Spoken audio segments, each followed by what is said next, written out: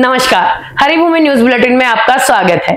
आज की वीडियो में हम बात करते हैं हरियाणा के गब्बर के नाम से चर्चित अनिल विज की। विज साहब आजकल बड़े गुस्से में रहते हैं। गुस्सा जायज भी है, क्योंकि जो विज साहब सीएम की दौड़ में थे, उन्हें न केवल इस दौड़ से बाहर कर दिया गया, बल्कि ऐसे विभाग पकड़ा दिए गए जो इनके कद से मेल ही नहीं खाते। सरकार बनने से पहले पूर्व होम मिनिस्टर रह चुके अनिल विज ने पत्रकारों को बड़े कॉन्फिडेंस से कहा था कि अब अगली मुलाकात चंडीगढ़ में होगी। उन्होंने अपनी सीनियरिटी का हवाला देते हुए यह भी फरमाया था कि यदि हाईकमान कहे तो वे सीएम बनकर हरियाणा की काया पलट देंगे। बेरहम हाईकमान ने विज साहब की ही काया पलट डाली और सैनी साहब को न केवल सीएम बनाया, बल्कि सारे महत्वपूर्ण विभाग उन्हें थमा दिए। विज साहब को होम मिनिस्ट्री देने की बजाय परिवहन और श्रम मिनिस्ट्री पकड़ा दी।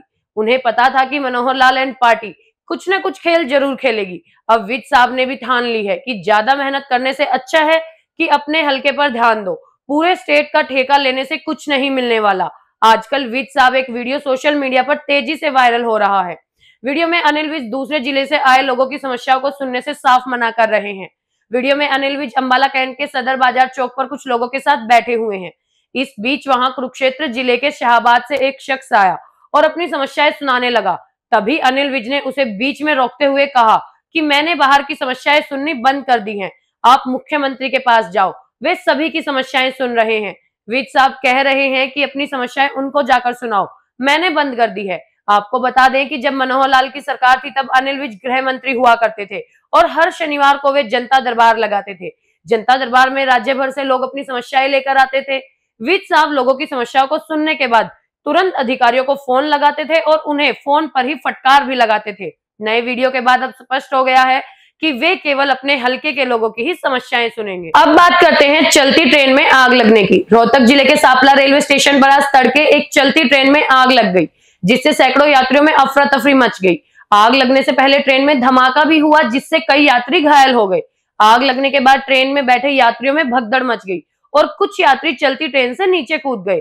बताया जा रहा है कि यह ट्रेन जींद से दिल्ली की तरफ जा रही थी।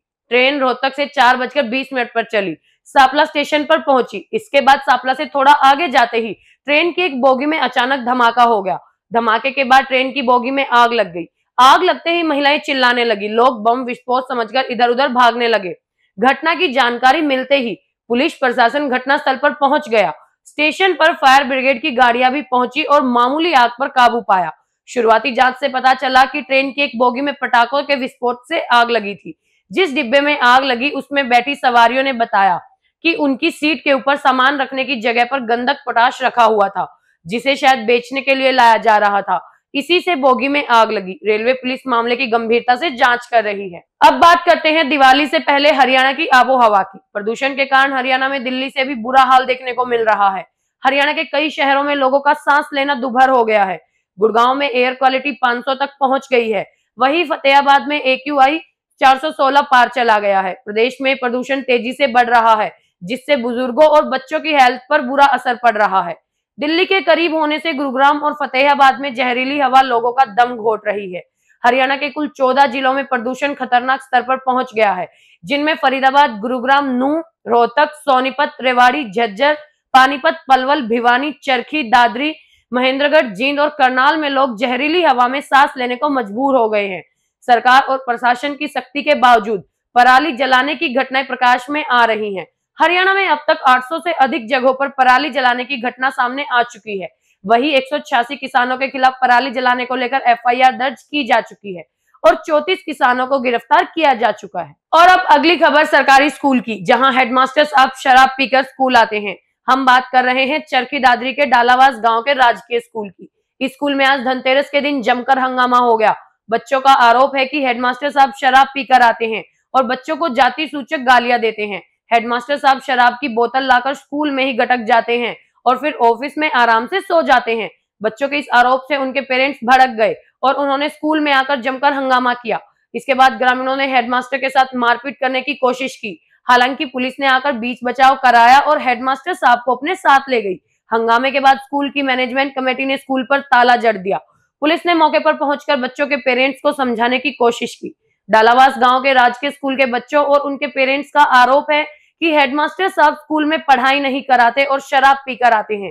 कई बार स्कूल में आकर सो भी जाते हैं। स्कूल की मैनेजमेंट कमेटी का कहना है कि हेडमास्टर साहब को पिछले 6 महीने से लगातार समझा रहा है, मगर वे किसी की बात ही नहीं सुनते।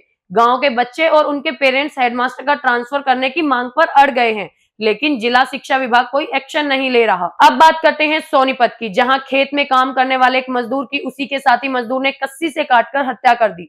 बताया जा रहा है कि हरसाना गांव के खेत में इन दोनों मजदूरों के बीच किसी बात को लेकर झगड़ा हो गया था। झगड़ा इतना बढ़ गया कि एक मजदूर ने अपने साथी को कस्सी से काटकर मौत के घाट उतार दिया। वारदात को अंजाम देने के बाद आरोपी शव को पल्ली से ढककर मौके से फरार हो गया। उधर खेत के मालिक सुरेश ने पुलिस को बताया कि आरोपी हत्या करने के बाद उसके पास आया था। आरोपी ने उसे बताया कि उसके साथी की मौत हार्ट अटैक से हो गई है। जब सुरेश खेत में पहुंचा तो उसने पाया कि मजदूर का शव पल्ली से ढका हुआ है। शव खून से लथपथ था। पास में ही खून से सनी कस्सी भी रखी थी। इसके बाद उसने वारदात की सूचना पुलिस को दी। घटनास्थल का निरीक्षण करने के बाद पुलिस ने शव को कब्जे में लेकर पोस्टमार्टम के लिए भिजवा दिया है। फिलहाल पुलिस मामले की छानबीन कर रही है। और अब खबर मगरमच्छ की। कुरुक्षेत्र के मुस्तापुर गांव के ड्रेन में 2 मगरमच्छ घुसने की सूचना मिलने के बाद इलाके में हड़कंप मच गया है। घटना की सूचना मिलते ही वाइल्ड लाइफ डिपार्टमेंट और गोताखोरों की टीम मौके पर पहुंची और मगरमच्छ को पकड़ने के लिए करीब 11 घंटे तक रेस्क्यू ऑपरेशन चला। बाद में दोनों मगरमच्छ को पकड़कर क्रोकोडाइल ब्रीडिंग सेंटर ले जाया गया।